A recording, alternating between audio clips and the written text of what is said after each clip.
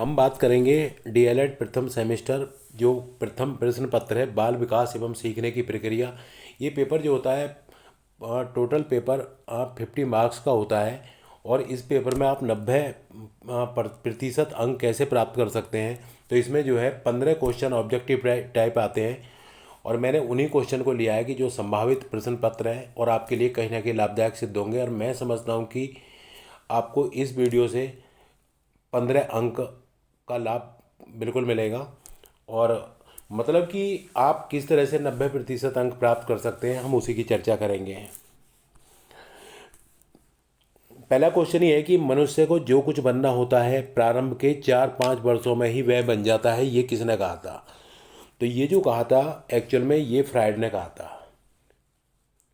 ये फ्रायड ने कहा था कि बालक को अपने जीवन में जो भी कुछ बनना होता है उसका निर्धारण 4-5 वर्षों तक हो जाता है और इन्होंने मनोविश्लेषणवाद का सिद्धांत भी दिया था। हमारा दूसरा क्वेश्चन है बाल मनोविज्ञान का सर्वाधिक महत्व है। तो बाल मनोविज्ञान का जो सर्वाधिक महत्व है बाल विकास की दृष्टि से, बाल शिक्षा की दृष्टि से, बाल विकास और शिक्षा की दृष्टि से, बाल समायोजन की दृष्टि से। आप खुद देखिएगा, देखो पहले ऑप्शन में बाल विकास है, दूसरे में बाल शिक्षा है, तीसरे में बाल विकास और शिक्षा एजुकेशन मतलब दोनों है। तो हमारा जो उत्तर होगा वो यही होगा और आपका आंसर क्या होगा? बाल विकास। बाल मनोविज्ञान का मतलब बच्चे के विकास से होता है और शिक्षा की दृष्टि से होता है।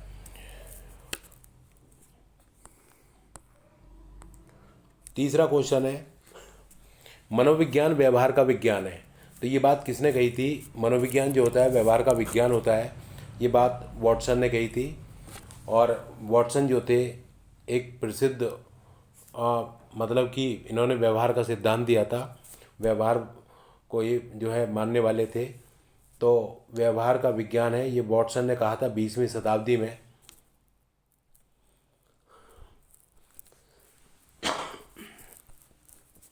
चौथा क्वेश्चन है कि बाल विकास का प्रत्यक्ष संबंध बाल व्यवहार से है। तो ये बात किसने कही थी? अब जो बाल विकास का प्रत्यक्ष जो संबंध होता है वो किससे होता है? ये जो है गैरिसन ने कहा था। ये आपको ध्यान रखना पड़ेगा थोड़ा सा। उसके बाद देखिए बाल विकास के अंतर्गत निम्नलिखित आयु वर्ग है। बात कर रहे हैं बाल विकास की, तो बाल विकास के अंतर्गत कौन सा है? देखो 20 से 30 तो होता नहीं है, 25 से 35 भी नहीं होता, ये तो देखो खुद पे खुद देख लीजिए आप। तो बालक का जो विकास होता है वो 8 वर्ष तक ही होता है। तो इन्होंने इस तरह से अलग सा दिया है। देखो 20 से 30 क्या हुई, ये सब प्रौढ़ अवस्था में पहुंच गए सारे के सारे, है नहीं है? तो ये तो तीनों तो खुद ही नहीं होंगे। जो लोग पढ़ते हैं वो तो आराम से इसको पता कर सकते हैं। बस थोड़ा सा आप देखिए, जब भी आप इस तरह के क्वेश्चन हल करो तो बच्चे के बारे में अगर आप सोचोगे तो आपको उत्तर अपने आप मिल जाएगा और कहीं ना कहीं ये वीडियो आपके लिए बहुत ही लाभदायक सिद्ध होगा। उसके बाद बाल विकास का तात्पर्य है। जो बाल विकास होता है उसका तात्पर्य किससे होता है? अभिवृद्धि से होता है, स्वास्थ्य से होता है, भार से होता है और क्रैमिक परिवर्तन से होता है। तो आप खुद समझो कि जो बाल विकास होता है, देखिए उसका मतलब अभिवृद्धि, बाल विकास की बात कर रहा है, चाइल्ड डेवलपमेंट की बात कर रहा है। जब चाइल्ड का जो डेवलपमेंट होगा तो किस में होगा, कैसे होगा? तो आप खुद सोचो, तो उसमें चेंजेज होंगे, परिवर्तन होंगे। तो ये बाल विकास है।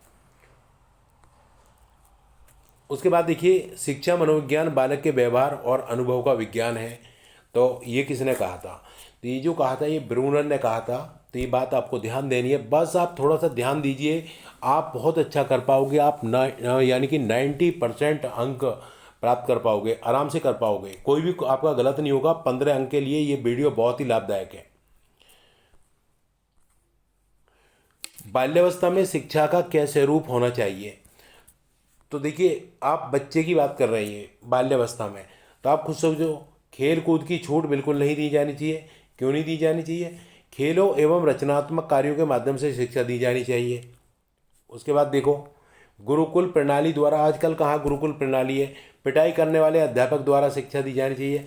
अब तो पिटाई भी कोई नहीं कर सकता, आप खुद देख लीजिए। तो आपको खुद आंसर इसमें दिख रहा है। देखिए बाल्यावस्था में कैसी शिक्षा देनी चाहिए? खेलों और रचनात्मक कार्यों के माध्यम से। बच्चे को पीट भी नहीं सकते। गुरुकुल प्रणाली में तो अब तो वो चीज़ें खत्म हो गई, प्राचीन काल में ऐसा होता था। और खेलकूद की छूट नहीं दी जानी चाहिए। ऐसे थोड़ी होता है। तो आपका जो आंसर होगा, खेलों और रचनात्मक कार्यों के माध्यम से बच्चा आसानी से सीखता है। उसके बाद देखिए, नवजात शिशु में हड्डियों की संख्या बताओ। तो नवजात जो शिशु होता है उसमें मतलब हड्डी की जो संख्या है वो कितनी होती है। तो देखो, मैं आपको एक बात बताना चाहूँगा। वैसे तो यहाँ इसका जो ऑप्शन होगा 270 है, और कहीं कहीं ये जो है आपको 300 भी मिल सकता है। तो ये बात आपको ध्यान देने की है। मैं आपको बताऊं, जन्म के समय वैसे शिशु में 300 हड्डियाँ होती हैं, परंतु यहाँ कोई 300 ऑप्शन भी नहीं है, यहाँ 270 के साथ ही जाना पड़ेगा। और बाल्यावस्था में क्या होता है कि ये बाल्यावस्था में हड्डियों की संख्या 270 हो जाती है, और बाल्यावस्था में होती हैं 270। अब क्या कर सकते हैं, और अब 300 से अधिक भी नहीं होती, तो इसलिए इसके साथ भी नहीं जाएंगे, तो हमें इसके साथ ही जाना पड़ेगा। तो देखिए, वैसे जन्म के समय जो हड्डियां होती हैं 300 होती हैं, बाल्यावस्था में 270 होती हैं, और किशोर अवस्था में 206 तक हड्डियां सीमित हो जाती हैं। और मैं आपको बताऊं, जो हड्डियों का अध्ययन होता है उसको हम ऑस्टियोलॉजी कहते हैं। तो यहाँ और जो उत्तर होगा वो 270 होगा, और वैसे जन्म के समय 300 होती है। ये आपको ध्यान देना है। आपराधिक प्रवृत्ति का सर्वाधिक विकास होता है, यानी कि जो अपराध वाली बात आती है एक्चुअल में, तो वो कब होता है, तो बच्चा आपराधिक जो होता है वो किशोर अवस्था में जाता है। क्योंकि देखिए, शैशव अवस्था 0 से 5 साल तक होती है, बाल्यावस्था 5 से 12 तक होती है, और किशोर अवस्था 12 से 18 तक होती है। तो बच्चे का जो है यही एक ऐसी उम्र होती है कि बच्चे अपराध की तरफ चला जाता है। अगर मतलब बच्चे को सही मोटिवेशन नहीं मिलेगा। उसके बाद कह रहे हैं, ये संज्ञानात्मक क्षमता की कमी से व्यक्तित्व में कठिनाई होती है।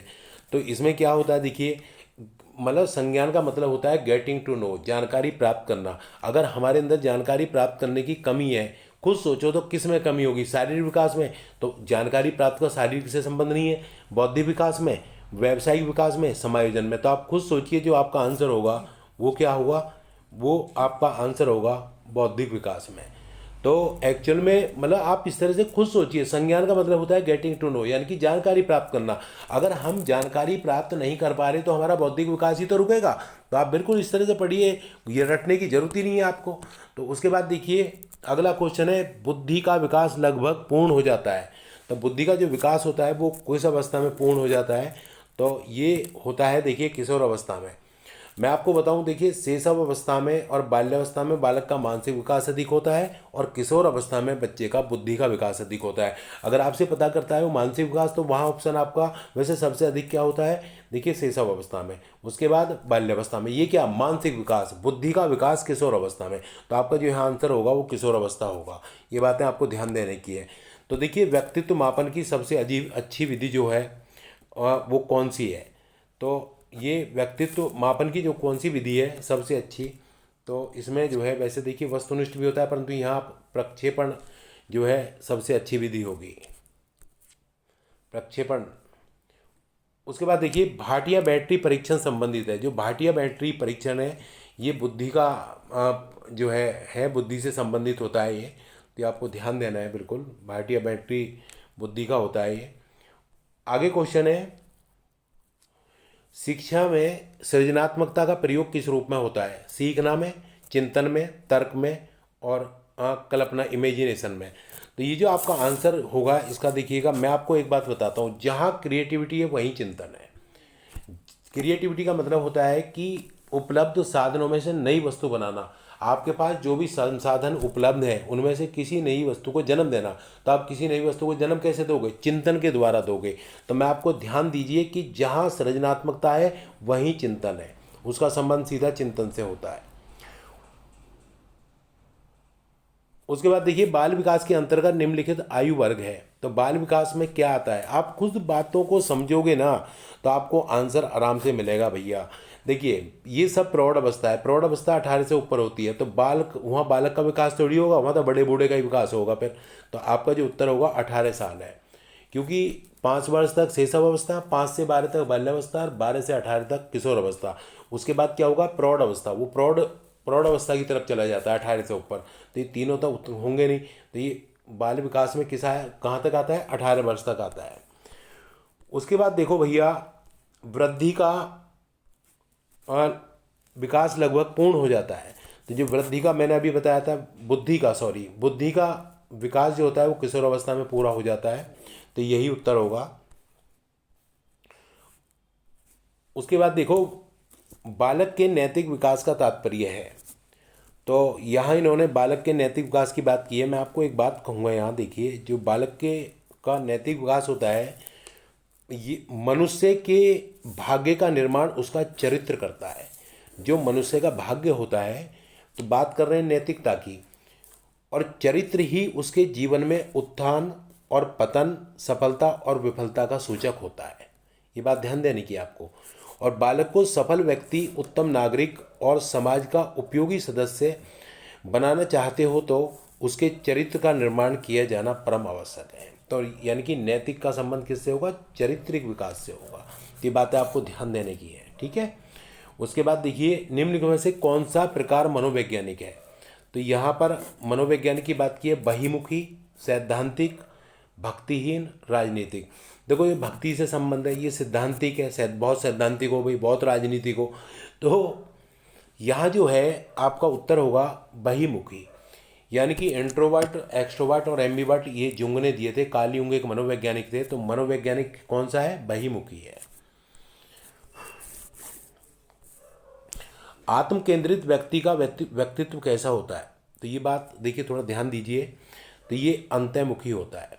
मैं आपको बताऊं, देखिए, जो अंतर्मुखी होते हैं वो कौन से होते हैं? वो जो होते हैं अंतर्मुखी वाले जो होते हैं, वो कैसे होते हैं? देखो, वो आत्म केंद्रित होते हैं, लज्जालु होते हैं, संकोची होते हैं और दब्बू होते हैं, निर्णय में विलंब होता है, भविष्य के प्रति चिंतित होते हैं। तो ये सब कैसे होते हैं? अंतर्मुखी। और बहिमुखी जो होते हैं वो बाह्य केंद्रित, मिलनसार, असंकोची, दबंग, वाकपटु, व्यवहार कुशल, तुरंत निर्णय लेते हैं। और उभयमुखी वो होते हैं जिनमें दोनों के लक्षण पाए जाते हैं, ना तो अंतर्मुखी होते हैं ना वो बहिमुखी। तो जो आत्म केंद्रित व्यक्तित्व होता है वो अंतर्मुखी होता है। तो आपका उत्तर ये होगा। उसके बाद देखिए, चिंतन के साधनों में एक है। तो जो चिंतन के साधनों में एक है वो क्या होगा? वो होगा संकेत। सार्थक चिंतन के लिए संकेतों का होना बहुत जरूरी है, तो ये आपका उत्तर होगा। उसके बाद सृजनात्मक बालक की विशेषता होती है। देखिएगा, मैंने अभी आपको बता रहा था, जो सृजनात्मकता, क्रिएटिविटी का मतलब क्या होता है कि उपलब्ध जो संसाधन होते हैं उनमें से नई वस्तु को बनाना ही कहलाता है। तो वो कैसे होते हैं? जिज्ञासु होते हैं। संवेग का प्रकार नहीं है।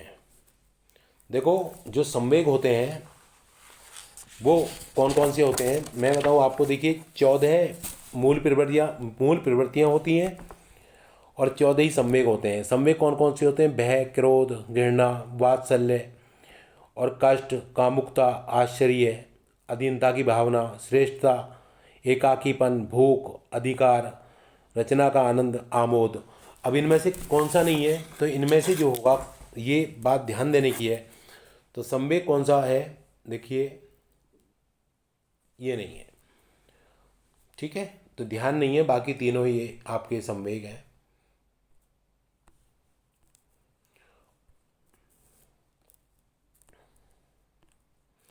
देखो, फ्राइड के अनुसार आक्रामकता का कारण क्या होता है? आप खुद समझिए, आक्रामकता कब होगी? जब उच्च अधिगम होगा। जिज्ञासा में तो आक्रामकता नहीं होती, उद्दीपन के कारण होती है, स्टिमुलस के कारण जो है आक्रामकता होती है, ठीक है। तो ये आपको ध्यान देना है कि जो 24 का होगा उत्तर वो ये सा होगा। किस प्रकार के व्यक्तित्व के मापन के लिए 16 पीएफ, एक्चुअल में ये 16 पीएफ सिद्धांत प्रस्तुत किया था। और मैं आपको बताऊंगा, ये जो 16 पीएफ दिया था ये कैटल ने दिया था। किसने दिया था? 16 पीएफ कैटल ने दिया था। ये आपको ध्यान देना है।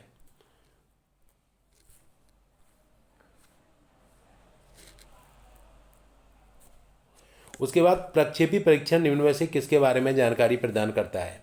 जो प्रक्षेपी जो परीक्षण होता है, मैं आपको एक बात बताऊंगा। देखिए, प्रक्षेपी परीक्षण एक व्यक्तिगत परीक्षण है, यानी कि जिसमें विषयों को अस्पष्ट चित्र दिखाए जाते हैं और उसकी व्याख्या करने के लिए कहा जाता है। मतलब कि जो परीक्षण होता है उसमें बिल्कुल चित्र स्पष्ट नहीं होते हैं और फिर उनकी मतलब आधे अधूरे होते हैं और मतलब उसकी व्याख्या करने के लिए कहा जाता है। तो इसका जो उत्तर होगा वो रोजगार मतलब अभिक्षमता के साथ जाएंगे, उत्तर होगा। उसके बाद व्यक्तित्व परीक्षण के रोडसाई ब्लॉक परीक्षण प्रस्तुत में कोडों की संख्या मतलब कार्डों की संख्या, ये रोडसा इंक ब्लॉक टेस्ट है और इसमें क्या था कि कितने कार्ड थे, ये आपका मतलब प्रश्न ये है कि इसमें कार्डों की संख्या कितनी थी। मैं आपको बताऊं इसमें कार्ड 10 थे और 10 कैसे थे, 5 जो थे वो काले और सफ़ेद थे, 2 जो थे लाल और काले थे और तीन अन्य परीक्षण के मतलब 3 प्रकार के थे। कुल 10 थे, 5 काले सफ़ेद, 2 काले लाल और 3 अन्य प्रकार के। और इसमें क्या था 14 वर्ष से अधिक आयु के बालकों के लिए था। और इसमें क्या था कि रोडसा इंक ये हरमन रोडसा ने दिया था और ये स्विट्जरलैंड के मनोचिकित्सक थे। जैसे कि इंक होती है उसको किसी कागज़ पर मतलब आप डाल दीजिए और उसको मतलब फोल्ड कर दीजिए, उसके बाद खोलिए तो उस पर तरह तरह के चित्र बन जाते हैं। तो बच्चों से उसी के बारे में लिखने को कहा जाता है। तो रोडसा ब्लॉक परीक्षण में क्या था 10 थे और 10 कार्ड थे। उसके बाद देखिए सिगमंड फ्रायड द्वारा प्रतिपादित व्यक्तित्व विकास के सिद्धांत को क्या कहा जाता है। मैंने शुरू में बताया था, पहला जो क्वेश्चन था मनोविश्लेषणात्मक सिद्धांत कहा जाता है। उसके बाद देखो एकल बुद्धि परीक्षण किस मनोवैज्ञानिक, ये बिने ने दिया था, यूनिफैक्टर थ्योरी बिने ने दी थी। और इन्होंने कहा था बुद्धि जो होती है उसके खंड नहीं होते, वो एकात्मक होती है और बुद्धि की मात्रा सभी व्यक्तियों में अलग अलग होती है, पर बुद्धि जो होती है सभी मानसिक क्रियाओं पर एक जैसा प्रभाव डालती है। और बिने जो थे एक बात गलत कह गए थे, व्यक्ति की एक क्षेत्र में निपुणता उन्हें उसे अन्य क्षेत्रों में भी निपुणी सिद्ध करती है। आप खुद सोचो कि एक बहुत अच्छी क्रिकेट खेलते हो, क्या आप बहुत अच्छी फुटबॉल भी खेलोगे। तो एकल बुद्धि सिद्धांत जो दिया था वो बिने ने दिया था, इतना आपको ध्यान देना है। उसके बाद देखिए वह परीक्षण जो व्यक्तित्व का मापन करता है। तो ये जो है ये TAT होगा, टेट, ये जो दिया था ये किसने, ये क्या है, व्यक्तित्व का मापन करता है। उसके बाद देखिए जिस प्रकार शारीरिक विकास के लिए भोजन का महत्व है उसी प्रकार सामाजिक विकास के लिए शिक्षा का है। तो ये जो कहा था ये मतलब किसने कहा था, तो ये कहा था DV ने, ये आपको ध्यान देना पड़ेगा। उसके बाद देखिए टोली की आयु किसे कहते हैं, टोली की जो आयु है वो कौन सी होती है। तो ये बाल्यावस्था को देखा नहीं, बच्चे टोली में खेलते हैं, सम बनाकर खेलते हैं, ये टोली की आयु होती है। उसके बाद अगला क्वेश्चन है बाल्यावस्था में शिक्षा का स्वरूप होना चाहिए, बाल्यावस्था में कैसा होना चाहिए। ये क्वेश्चन एक्चुअल रिपीट हो गया है तो आप अच्छे से जानते हैं कि इसमें जो है रचनात्मक खेलों के माध्यम से होना चाहिए, खेलों और रचनात्मक कार्यों के माध्यम से। आगे क्वेश्चन है बालक के मानसिक विकास के लिए शिक्षक को क्या करना चाहिए, बालक के मानसिक विकास के लिए। तो देखो बालक के मानसिक विकास के लिए शिक्षक को क्या करना चाहिए, ये आपको देखना पड़ेगा थोड़ा सा। मतलब जब आप एक्चुअल में थोड़ा सा देखिए बालक के मानसिक विकास के लिए शिक्षक स्नेह और सहानुभूतिपूर्ण व्यवहार, ठीक है बिल्कुल सही है। और ये कह रहे हैं कि मतलब कि उसके लिए उसके अच्छा आचरण प्रस्तुत करना, उपयुक्त शिक्षण बिल्कुल सही है। तो इसका जो उत्तर होंगे एक्चुअल में वो मतलब इसके जो आंसर होंगे वो सारे होंगे, सभी होंगे, उपयुक्त सभी होंगे। तो आप इस तरह से मतलब एक बहुत अच्छा पढ़ते जाइए और करते जाइए। उसके बाद आगे है कल्पना इमेजिनेशन के विकास के लिए शिक्षा में निम्न बातों पर ध्यान देना चाहिए। तो हमें किन बातों पर ध्यान देना चाहिए, भाषा विकास पर ध्यान देना चाहिए, कहानी सुनाना चाहिए, काल्पनिक खेलों और क्रियाओं के लिए अवसर देने चाहिए और ये उपयुक्त सभी। तो आप खुद देखिए ये इसका जो आंसर होगा वो सभी होंगे। जहाँ इमेजिनेशन है बच्चे को आप देखिए कहानी सुनाने लगो तो बच्चा क्या करता है, इमेजिनेशन करता है। कोई भी मतलब उसके साथ ऐसी काल्पनिक खेल कराओ या कोई एक्टिविटी का अवसर दो तो बच्चा कोई मतलब एक्टिविटी का आपने कोई भी उसको मौका दे दिया है तो भी वो इमेजिनेशन करता है, बच्चा खेलता रहता है छोटी छोटी कारों से इससे। तो इसके जो उत्तर होंगे वो सभी होंगे। उसके बाद देखिए किशोरावस्था को उथल पुथल की अवस्था कहा जाता है। आपको एक बात बताऊं, जहाँ भी किशोरावस्था का क्वेश्चन पता करें वहाँ ये मनोवैज्ञानिक स्टैनले हॉल होते हैं, बस ध्यान देना है आपको। मानसिक आयु बटे वास्तविक आयु गुणा 100 सूत्र से मापन किसका किया जाता है? ये बुद्धि लब्धि का। और ये जो सूत्र था ये टर्मन ने दिया था, ये टर्मन ने दिया था, ये आपको ध्यान देना है। तो ये सूत्र किसका है? ये बुद्धि लब्धि का एक सूत्र होता है, फॉर्मूला होता है। उसके बाद देखिए आगे ये कह रहे हैं कि वह मानसिक योग्यता जिसके द्वारा व्यक्ति किसी नवीन रचना को प्रस्तुत करता है क्या कहलाता है? तो इसमें आप खुद सोच सकते हैं कि भाई मतलब हम क्या कहते हैं। तो देखिए वह मानसिक योग्यता जिसके द्वारा, मैंने आपको बताया नहीं, उपलब्ध संसाधन में से नई वस्तु को बनाना ही क्रिएटिविटी कहलाता है, सृजनात्मकता कहलाता है। आगे क्वेश्चन है कि शारीरिक रचना, बुद्धि, रुचि, व्यक्तित्व आदि में एक व्यक्ति का दूसरे व्यक्ति से भिन्न होना इंडिविजुअल डिफरेंस कहलाता है। पता है आपको अच्छे से। दे देखिए इसका जो आंसर होगा वो ये इंडिविजुअल डिफरेंस होगा, व्यक्तिगत विभिन्नता होगा।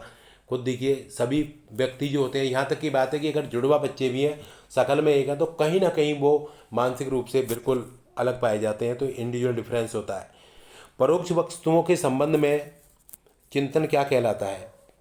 तो ये कह रहे हैं कि परोक्ष वस्तुओं के संबंध में चिंतन क्या कहलाता है? तो ये जो है परोक्ष का मतलब होता है प्रत्यक्ष से, यानी कि परोक्ष वस्तु या प्रत्यक्ष वस्तु वह व्यक्ति या वस्तु है जो क्रिया की क्रिया या प्रभाव को सीधे प्राप्त करती है। यह क्या या किसका प्रश्न का उत्तर देती है। आपको ध्यान देना है कि जो प्रत्यक्ष वस्तु होती है क्या या किसका उत्तर देती है। कैसे? तुमने मेरी गलती को माफ़ कर दिया। अब बात को समझना, माफ़ की जाने वाली चीज़ क्या है? गलती। इसलिए मेरी जो मेरी गलती है वो है प्रत्यक्ष वस्तु, और गलती मेरे लिए माफ़ की जा रही है वो है अप्रत्यक्ष वस्तु। तो इसका संबंध किससे होता है? तो इसका संबंध होता है आपका मेमोरी से होता है, स्मृति से होता है। वही चीज़ हमारी मेमोरी में चली। ठीक है। किसी समस्या का समाधान करने के लिए गत अनुभव को नए ढंग से समायोजित किया जाना क्या कहलाता है?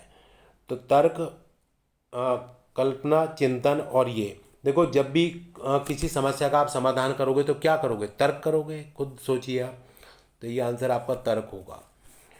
उसके बाद देखिए किसी के द्वारा विभिन्न परिस्थितियों में समायोजन कहलाता है। तो किसी के द्वारा विभिन्न परिस्थितियों में जो समायोजन है क्या कहलाता है? शारीरिक स्वास्थ्य, संवेगात्मक विकास, मानसिक स्वास्थ्य। तो ये सभी हो जाएगा। किसी के द्वारा विभिन्न परिस्थिति हो सकता है शारीरिक स्वास्थ्य का समायोजन कर रहे हो आप, और संवेगात्मक विकास हो रहा हो आपका सभी के साथ में, तो ये आपका सभी हो जाएगा। बाल विकास की अवस्थाएं होती हैं। तो बाल विकास की कितनी अवस्थाएं होती हैं? देखो 3 अवस्थाएं होती हैं, आपको ध्यान देना है। शैशवावस्था, बाल्यावस्था और किशोर अवस्था। किशोर अवस्था बड़े संघर्ष, तनाव और अब मैंने अभी क्या बताया था, जहाँ भी किशोर अवस्था आ जाए तो आपका स्टैनले हॉल उसका उत्तर होता है। किशोर अवस्था की विशेषताओं को सर्वोत्तम रूप से व्यक्त करने वाला एक शब्द है विकास, परिवर्तन, समायोजन और अस्थियाना। तो इसमें जो आपका होगा परिवर्तन होगा, क्योंकि किशोर अवस्था में क्या होता है, परिवर्तन बहुत होते हैं, और जिसकी वजह से किशोर का जीवन संघर्ष, चिंता से घिर जाता है। और इस अवस्था में किशोरों को सही से मार्गदर्शन करने की आवश्यकता होती है। पश्चिमी विद्वानों ने इसे टीनेज भी कहा है। तो सबसे ज़्यादा क्या होते हैं? परिवर्तन होते हैं।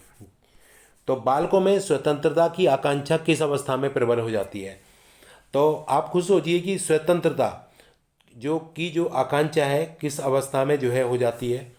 देखो जो किशोर होता है वो स्वतंत्र होना चाहता है, और उसे किसी की भी सलाह में अपनी आलोचना दिखाई पड़ती है।